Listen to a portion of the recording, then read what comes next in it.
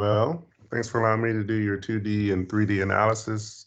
We're going to go over some hitting inhibitors. These hitting inhibitors can impact your power, contact, and efficiency. 12 things I'm looking for. If I did the videos correctly, we'll be able to go through all of them. All right. So first thing we're going to go through is your face-on view.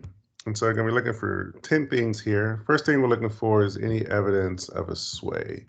And so what we do, let me find where you are. All right, so we look at your negative move. So kind of draw a line midfoot, kind of this angle. You want to make sure you're not swaying too much. So a little weight transfer is good, but too much can rob you of some power. And so as we do this, we want to make sure, so your knee is right there on the line. And we usually look at the kneecap to make sure it doesn't go across the line. But kind of depending on where I draw the line, kind of we don't want it to go too much further. And for the most part, we actually do not. The camera is moving slightly. I would say you're loading on that right foot pretty good. Next thing we do is we look for lost posture. So we kind of take you from that negative move here to heel plant, and we want to look at the angle of your body. So posture is important for balance, energy transfer, swing efficiency. And so as we do this, I draw a line from your eye to the middle of your waist, which is about right here. So we'll say it's straight up, depending on how picky I am, maybe a little bit back. Then we take you to the ready position, which is really toe touch. We're going to say here. And then again, I'm drawing a line from your eyes to your waist, and you can see you're leaning back here. And just think on that negative move to toe touch, we actually want you in an attacking posture where your upper body is going this way. I'm exaggerating the angles there, but just to give you an idea. And then when you get to heel plant position, at that point, we want that upper body going back. So as you can see, kind of started neutral here, and then you lost that attack angle, and then you were fine, of course, at the very end. So that'll be something we can address as part of your drills, etc. And so next, what we're looking for is dead hands. And that means, are you moving the bat away from your body? And there was a test that we did where we had you hold the bat kind of near your neck and to see how far you could push out. And you seem to do pretty good on that test. So let's see how you're doing here. And so what we do is we look at negative move to toe touch. So negative move, what I'm going to do is ruler, mid hands to nose. And what we want is when you get to the toe touch position, you got a long stride there. Do we get, is that line longer? So here to your hands, and maybe. And so, what if I can move this whole line or not? Yeah, it doesn't give me the exact number. And so, but when I look at it, there's appears to be some separation, but when I actually measure it, all right, you can't see me do it, but I'm measuring here on my screen. Is there really an increase in that distance? And you actually have a little bit, just ever so slightly increase. And that elasticity is important, and it creates energy. Kind of think the elastic stretch cycle creates energy, and then you transfer that energy into your bat. And so I'm going to say it was just a little bit. So I'm going to actually call it dead hands for you and say that you're not quite getting the separation that I would like for you to have. Okay. Next thing we look for is loss of base. We want to make sure that knee is pointing over the toe. at the toe touch position. So look at that left knee there. You can see it turned in a little bit, but then your foot turns out. Does the knee turn out over the toe at toe touch? Kinda. But see, on heel plant, it's definitely facing out at least 45 degrees at toe touch. You're kind of on the border. All right. And so, and the reason this is important, even though you get to that position, you're taking an extra step to get there. And so it can throw off your efficiency, it can throw off your timing a little bit. So, what we would like to see is at the toe touch position, that knee facing out. And it's a little tough to see. I think definitely at heel plant, your knee is facing out, but at toe touch, you're kind of again, you're kind of right there on the borderline there. All right. And so since I'm picky, I'm going to say that your knee is not in the proper position there and you have loss of base. Next thing we look for is hanging back, kind of depending where I draw the line. Basically, when your foot comes up, we don't want any part of the foot hitting that line. All right. So we want that foot going forward there. And no issues. You can definitely tell your weight is moving forward. All right. So you're good on that standpoint. Next thing we look for is look at your elbow and see how it relates to your waist. And we don't want to get that elbow stuck on the waist. We want to make sure it's passing through. 1, 2. So elbow, waist. Elbows going slightly ahead, slightly ahead, slightly ahead, ever so slightly. You're getting that elbow around. Maybe we want it a little bit quicker. So elbow tight, elbow tight.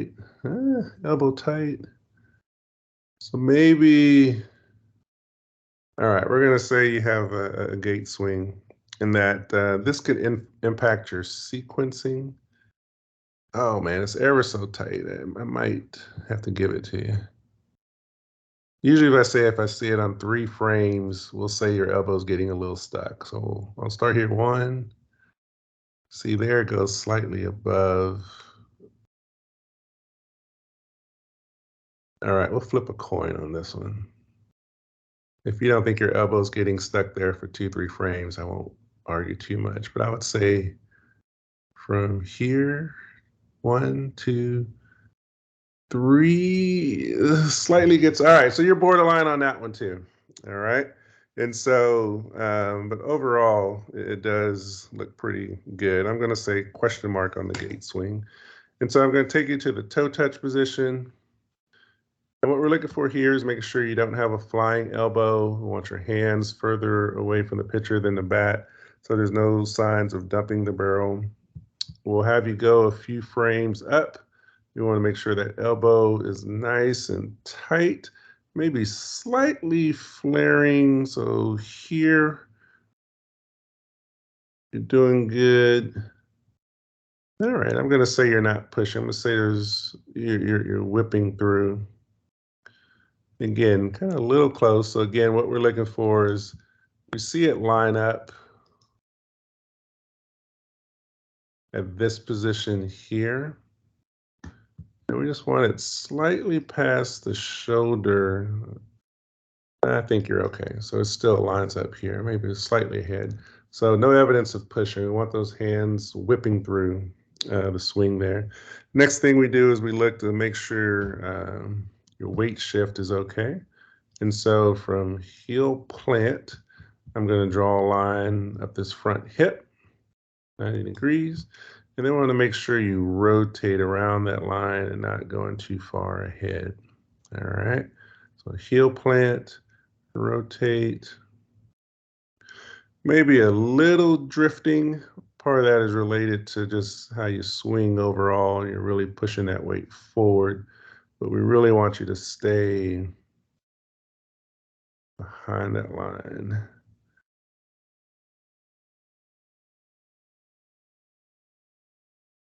I'm going to say a little drifting, but a little drifting, a little sway isn't always bad. I would probably say the sway going away from the pitcher, that's where you really lose. Drifting, we'll even see some of our golfers do that. They're just throwing their weight towards the pitcher, which is perfectly fine as long as you maintain your balance. We say you're doing pretty good there. All right. So overall, looking pretty good. Let's go to the rear view mirror. And all right, I did it right this time. So good angle here. And what I'm going to do is we're going to take you to start of your positive move, which I'm going to say is here. And I'm going to draw a line here. Let me see, I'm going to zoom this in a little bit. And then I'm going to take you all the way to contact. All right. And the key is I don't want you to come off that line there. So as you can go forward, you can see it come off ever so slightly. Actually, there's right in there, you come off a lot into contact. All right. And so what that means is your hips are moving forward and you're creating less space for your hands to get through. So if someone were to throw you an inside pitch, because of that movement of your hips, you could easily get jammed. All right. So let me see. Positive move, hips going forward. Yeah, so we want to maintain enough space in between your body and the ball so that you can adjust. All right. Next thing we look for is casting the hands. This particular movement, just want to make sure that lead hand is inside the elbow when we get to the toe touch position. So toe touch, lead hand well inside the elbow there, all the way to heel plant. So you're doing good. Lead hand inside the elbow, so you're not pushing your hands out, okay? Next, I'm going to switch over to the 3D view. And so here, wasn't able to quite get your X factor. That's the separation of your upper body from your lower body. Because as you can see on one of the cameras, you're out of the screen there. So we'll have to readjust our cameras for the way you hit next time to see what that X factor is. And this one here, I was a little surprised that the computer still got it because you were out of the screen. But based off of this, you actually have great sequencing. All right. And again, when we repeat your 3D analysis, we'll make for sure that this is correct. So when we talk about sequencing, what we would like to see is, so the orange is your pelvis, green is your trunk, and then the red is your arm, your lead arm, basically. And so ideally what we want to see during the backswing to contact, that's what this area is we want your hips firing first, we want your trunk, shoulder to go next, and then your arm. So pretty good sequencing there. Actually might be the first one that I've seen who's had proper sequencing. And then I can show you on the 2D what I'm referring to. And this is exactly what we want to see in our hitters. And so as you go, you wind up, and actually your X factor's probably pretty good because your shoulders are turned well, and you can see the separation. You know, if we were to draw a line, kind of, it won't, it's not 3D, so it won't totally cross, but you have kind of like a good angle. So your hips and your shoulders, you have a good X factor. So it'd be interesting to see when we get an accurate measure what your X factor is. But that coil is very important because what that coil does, it generates energy. So you kind of twist the coil, it generates energy, and then the goal is you release the coil. So this is what we want to see here. And so with your shoulders trailing, what we want to see is those hips firing first. So yes, there's going to be lateral movement, but then we now also want to see rotation of those hips. And so as you step, that left hip drops back. It's exactly what we want to see. And you can still see that your arm and thorax are still trailing. The trunk starts to come around, and then the arm comes around. So the arm is always going to be the fastest. So on that graph, we always expect that red one to be higher because it just has further to go. All right. And so that's exactly what we want to see. So I think this is actually correct, even though we didn't fully get you in the screen on the 3D. This is the exact type of graph we want to see. Hips firing first, followed by your trunk, thorax, and then followed by your lead arm. And so based off your 2D analysis, I do think that your sequencing is correct. Hips are firing, and then the hips are still turning. Excellent. The trunk and then the upper body is catching up. And so what we're seeing on those other characteristics is that even though some areas are great, you're adding a few extra steps, and if we can take out a few of those steps, you'll only continue to get more power, more solid contact, and a nice efficient swing. So excellent job, and we'll be in contact. Thanks.